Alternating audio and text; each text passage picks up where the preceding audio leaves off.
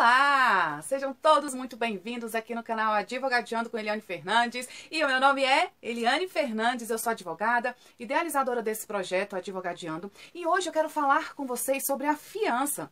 É isso mesmo. E principalmente sobre a devolução do valor da fiança. É possível, Eliane? É possível. Mas antes disso, deixa eu falar com vocês rapidinho sobre o que é a fiança.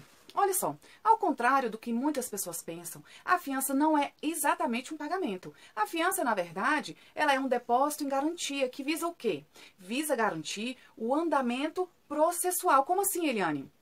É o seguinte, o acusado, quando ele faz o depósito do valor destinado à fiança, ele fica condicionado ao cumprimento de algumas medidas, tá certo? Isso por quê? Para ele não atrapalhar, para ele não obstruir o andamento da investigação criminal ou o andamento processual. Então, por isso, a fiança ela é um depósito em garantia e não exatamente, somente, aliás, um pagamento, tá certo?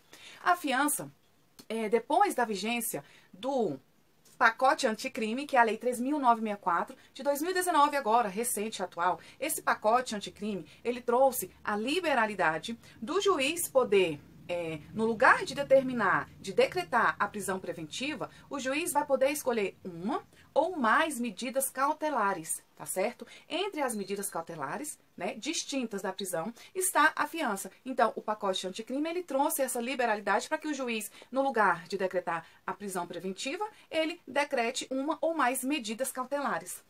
Olha só, Eliane, como é que acontece? O acusado, se ele fizer esse depósito de um valor destinado à fiança, ele fica livre de outras condições? Não.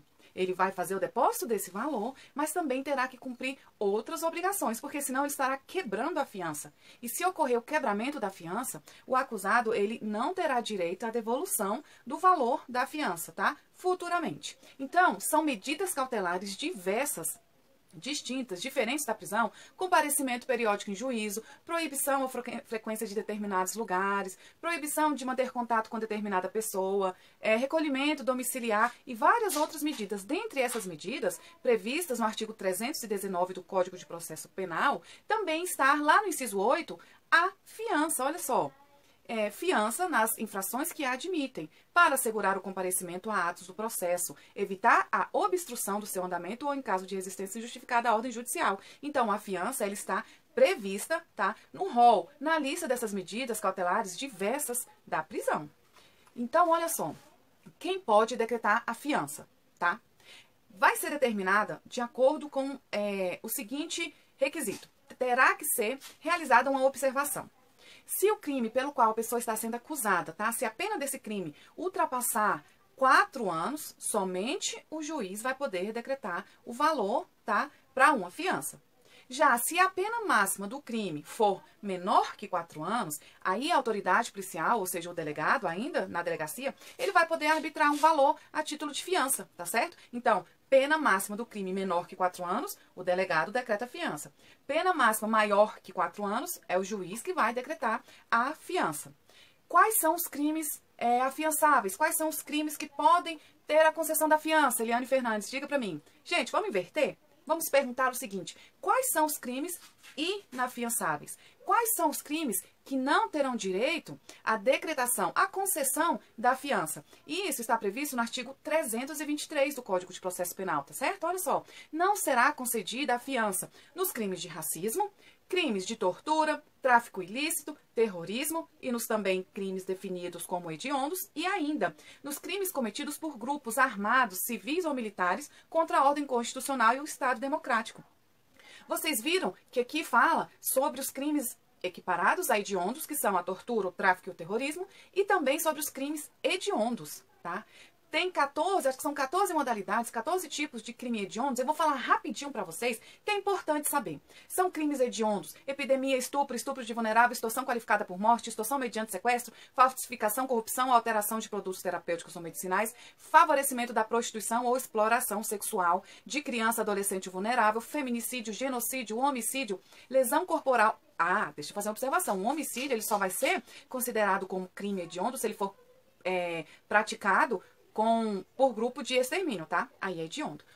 Lesão corporal dolosa gravíssima, lesão corporal seguida de morte, latrocínio, porte ou posse ilegal de arma de fogo de uso restrito, E ainda, gente, o pacote anticrime, tá? A Lei 13.964 de 2019 incluiu nesse rol dos crimes hediondos o roubo.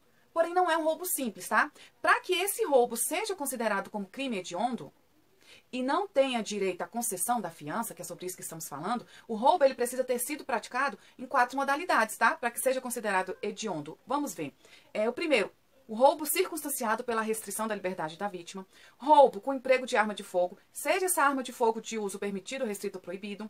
O roubo qualificado pelo resultado de lesão corporal grave. Roubo também qualificado pelo resultado morte. Então, essas 4 modalidades de roubo, elas se enquadram no rol dos crimes hediondos e, consequentemente, não têm direito à concessão da fiança. Vamos repetir e resumir.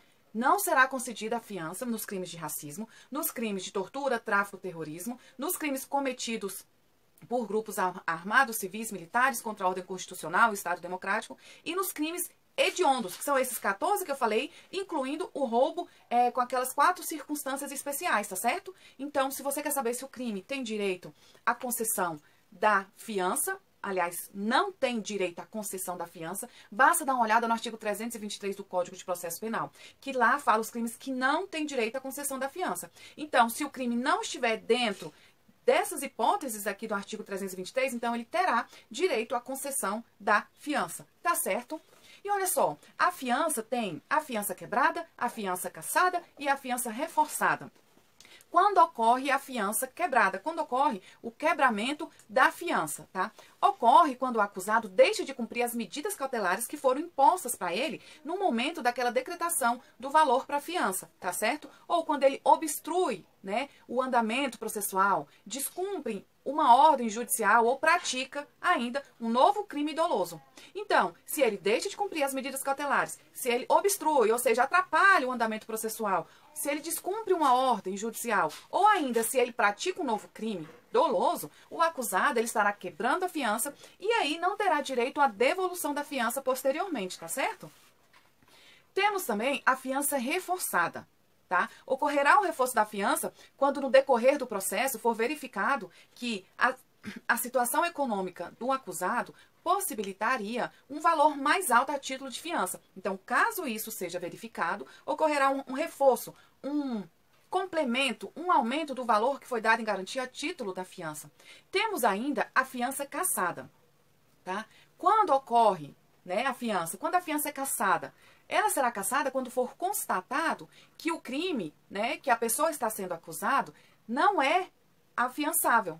Ou seja, no início a pessoa estava sendo julgada por um crime e aí, por um equívoco, acharam que aquele crime era afiançável, ou seja, que caberia fiança. Aí a pessoa foi e depositou um valor a título de fiança. Posteriormente foi verificado o seguinte, não, aquele crime, ele não é afiançável, ou seja, ele é inafiançável. Então o que vai acontecer? O valor dessa fiança, ela será cassado. O valor dessa fiança será cassado. Vamos falar agora, gente, sobre o título desse vídeo. Vamos aqui, saiu aqui a minha colinha, vamos ver, olha só. Vamos falar sobre o valor da fiança. Quem determina o valor da fiança? Tá? É o delegado? É o juiz, tá certo. Porém, eles têm limites mínimos e limites máximos para poder arbitrar esse valor da fiança. Então, olha só, isso vai depender do quê? Mais uma vez, da quantidade de pena máxima do crime. Então, se o crime tiver uma pena máxima, né, no máximo de 4 anos, o delegado será o competente para arbitrar esse valor. E ele deverá observar entre 1 e 100 salários mínimos para determinar esse valor.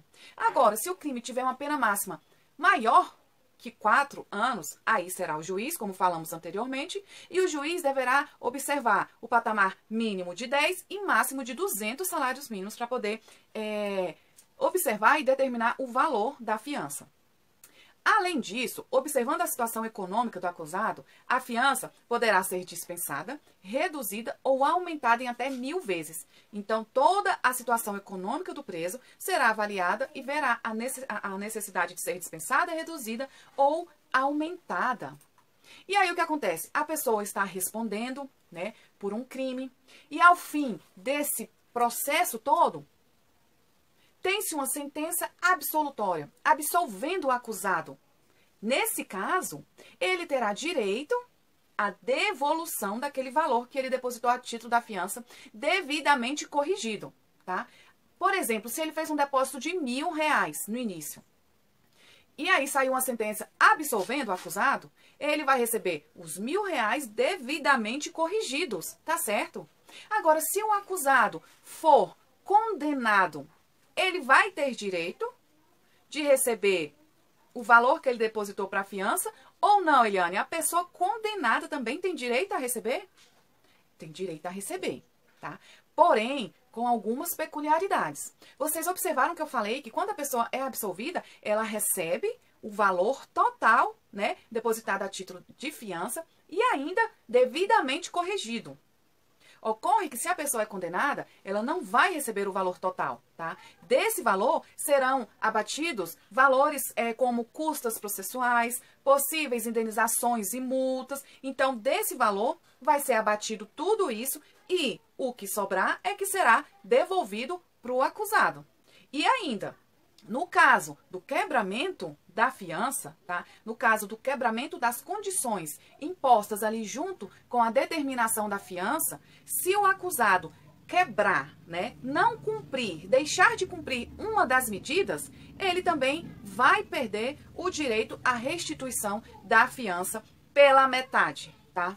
Se, vamos dizer, no decorrer do processo, né, ou que seja na investigação criminal, ou que seja na instrução processual, o acusado quebrou alguma das medidas impostas, ele já perde 50%, tá, do valor depositado a título de fiança. Se ao chegar ao final do processo ele for condenado, então vai pegar aquela metade do que sobrou, dessa metade vai abater todos os gastos como custas processuais, indenizações, multas, tudo que tiver de gasto no processo será abatido. Se sobrar alguma coisa, vai para o condenado.